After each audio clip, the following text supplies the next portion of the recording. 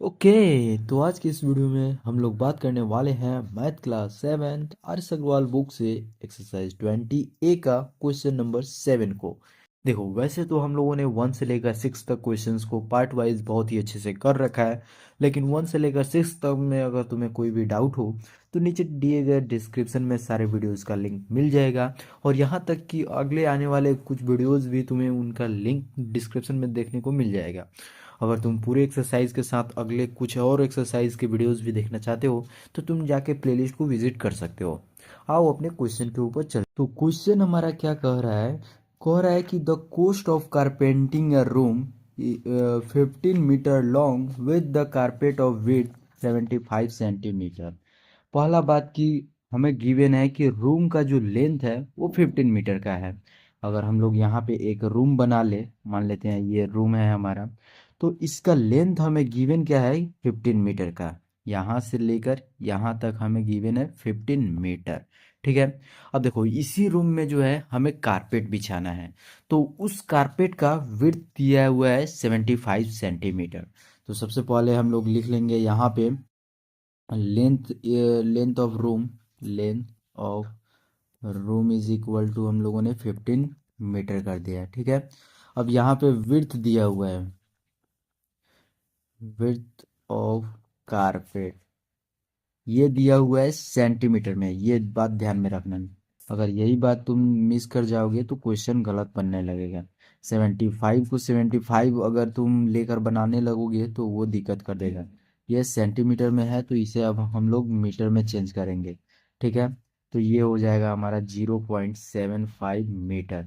समझ में आया? ये जो कारपेट इसके अंदर हम लोग बिछाने वाले हैं, अगर तुम ध्यान से देखो तो इसके अंदर हम लोग ऐसे ऐसे पूरा कारपेट बिछाएंगे। समझ में आ रहा है? तो ये जो कारपेट का विड्थ होगा वो हमें गिवन कितना है, तो वो दिया हुआ है हमें 75 सेंटीमीटर का। तो वो 75 सेंटीमीटर को हम लोगों ने पहले, सॉरी सेंटीमीटर, हाँ, तो उस सेंटीमीटर को हम लोग पहले मीटर में चेंज कर लेंगे। और मीटर में चेंज करने के बाद हम लोग आगे बढ़ने वाले हैं। अब देखो, अगला क्वेश्चन में अगर तुम ध्यान दोगे तो क्वेश्चन तुम्हें क्या कहेगा कि at 80 rupees per metre rupees 19,200 rupees. कह रहा है कि अगर 80 रुपीज पर मीटर के अनुसार से उसका कॉस्टिंग लग रहा है कारपेट बिछाने का, तो वो जो हो रहा है वो 19,200 रुपया टोटल लग रहा है कारपेट बिछाने में। तो तुमसे कहा जा रहा है कि find the width of the room. तो ये जो रूम है इसका चौड़ाई कितना होगा ये हमें बता दीजिए। तो देखो, बहुत ही आसानी से बन जाएगा, बहुत ही छोटा आंसर होगा, लेकिन बस क्या होगा कि तुम्हें समझना पड़ेगा क्वेश्चन को। क्वेश्चन तुमने देख लिया क्या कह रहा है। अब क्वेश्चन का बनाने का तरीका समझो। यहाँ पे क्वेश्चन तुमने, अब हम लोग आगे बढ़ने वाले हैं। ठीक है। तो यहाँ देखो, अब यहाँ से हम लोग लिखना चालू करेंगे उससे पहले मैं कुछ कॉन्सेप्ट तुम्हें बता देना चाहता हूँ। देखो, जब भी टोटल कॉस्ट निकालने को बोला जाए तो पर मीटर जब दिया रहेगा कि पर मीटर का कॉस्ट इतना है और टोटल कॉस्ट बताइए कि कितना लग रहा है, तो उस केस में चाहिए होता है तुम्हें लेंथ। अगर लेंथ तुम्हें मालूम है कारपेट का या फिर फेंसिंग का टाइल्स वगैरह जब भी लगाया जाता है तो पर मीटर रुपीज़ इतना दे दिया जाएगा और टोटल कोस्टिंग टोटल फेंसिंग पूछा जाता है। ठीक है। आगे ऐसे क्वेश्चंस तुम्हें देखने को मिलेंगे। तो उस केस में हम लोगों को अगर टाइल्स का लेंथ मालूम होता है तो हम लोग लेंथ इंटू में पर कोस्ट को हम लोग मल्टीप्लाई करते हैं। ठीक है। तो वो हमें मिलता है टोटल कोस्ट। ठीक है। बस इसी फॉर्मूला को यहाँ पे अप्लाई कर देना है और आसानी से मिल जाएगा।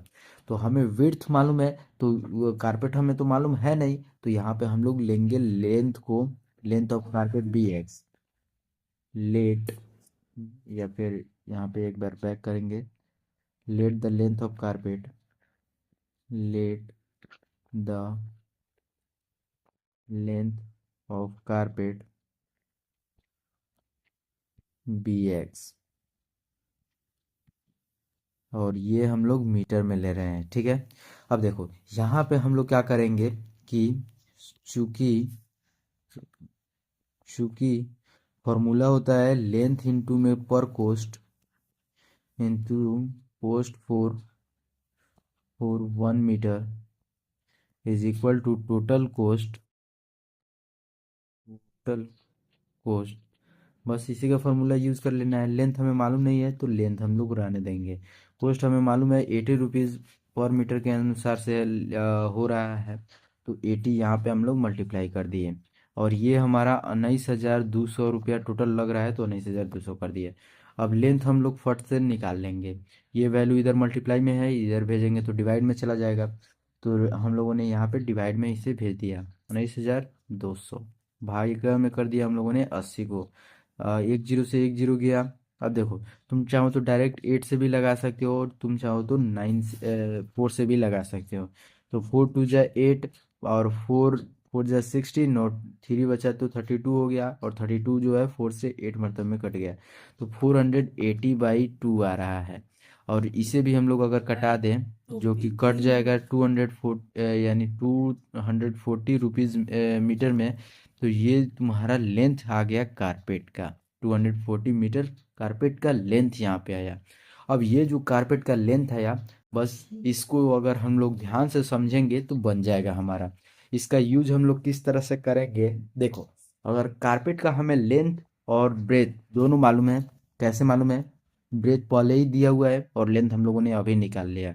तो देखो, जब लेंथ और ब्रेथ हमें मालूम चल गया तो एरिया निकाल सकते हैं हम। और जितना एरिया हमारा कारपेट का होगा उतना ही ना रूम का होगा।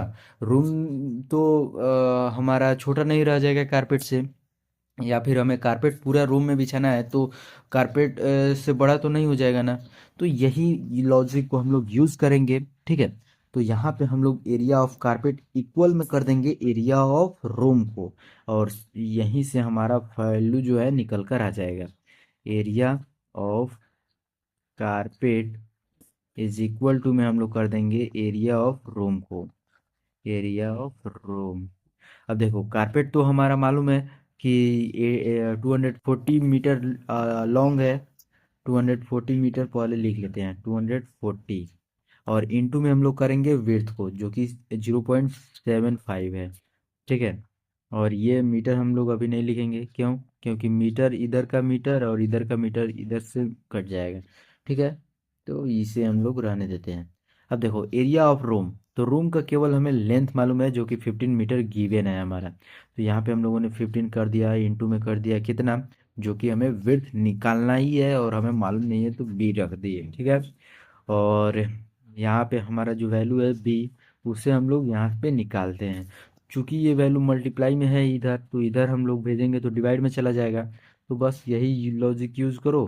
240 बाई में सॉरी, इंटू में 0.75 रहने दो, और बाई में कर दो 15 को। अब सिंपल, जो कटने वाला है उसे कटाते चले जाओ। तो अब देखो, अगर यहाँ से तुम 15 को जो है, अगर तुम डायरेक्ट कटाना चाहते हो तो वो भी कट सकता है, लेकिन पहले तुम 3 से कटा लो। 3 5 जा, और 3 8 जा 24 होता है, और फिर 0 हो गया, ठीक है। अब देखो, 5 से तुम इसे डायरेक्ट कटा सकते हो। 5 1 जा 5, और बचा 30 हो गया, तो 5 6 जा 30, यानी तुम 15 से 16 मतलब में 240 को काट सकते थे। अब देखो, यहाँ पे आया तुम्हारा कितना, तो ये आ गया 16 इंटू में 0.75। अब देखो, इतना बड़ा नंबर को मल्टीप्लाई करने में तुम्हें दिक्कत आ रहा होगा, कोई दिक्कत की बात नहीं है, बस इस डेसिमल को हटा दो। यहाँ पे डेसिमल हटाओगे तो 100 आएगा। कैसे आया है? दो डिजिट से पहले हमारा डेसिमल था, तो 1 डिवाइड में लिखने के बाद 2 जीरो रख देंगे। अब सिंपल, ये जो वैल्यू है 75, ये 25 से 3 मतलब में कटेगा, और 25 से 100 जो है 4 मतलब में कटेगा, और ये 4 16 को जो है 4 मतलब में काट देगा। यानी हमारा एक्चुअल में जो वैल्यू निकल कर आया वो 4 3 जा 12 मीटर निकल कर आ रहा है।